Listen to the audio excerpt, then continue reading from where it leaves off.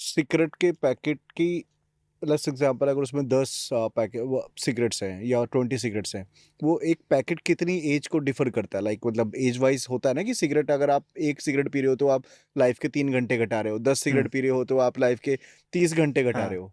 क्या थ्योरी है वो? सो वो कहते हैं कि अगर आप एक सिगरेट पी रहे हो, आप अपनी लाइफ के 11 मिनट कम कर रहे हो।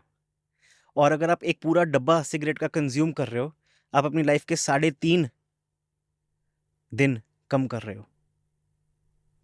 और उसके हिसाब से कहते हैं कि अगर सपोजिंग आपकी डेथ टोबैको रिलेटेड प्रोडक्ट से होती है, आपने सिगरेट पी, आपने तंबाकू खाया, उस तरीके से आपकी कभी बाद में जाके आपकी डेथ होती है, हम्म। तो आपने अपनी ज़िंदगी से 14 साल कम किए हैं। आपने अपनी ज़िंदगी से 14 साल कम घटाए हैं। घटाए।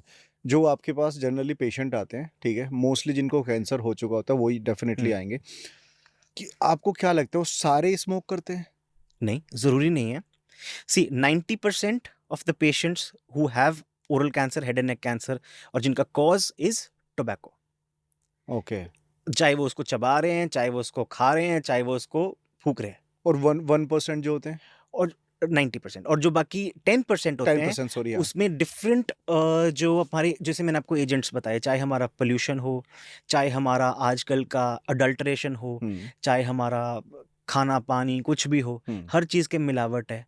हर चीज़ में हमारी बॉडी में ना एंटी ट्यूमर सेल्स ऑलरेडी होते हैं, जो लड़ रहे होते हैं। हम्म।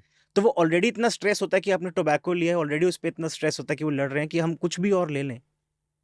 तो वो सेल्स की इतनी कैपेबिलिटी नहीं होती, इम्यूनिटी कम हो जाती है, ओके। तो इसका कैंसर हो जाता है। और एक और कॉन्सेप्ट होता है अबाउट जेनेटिक।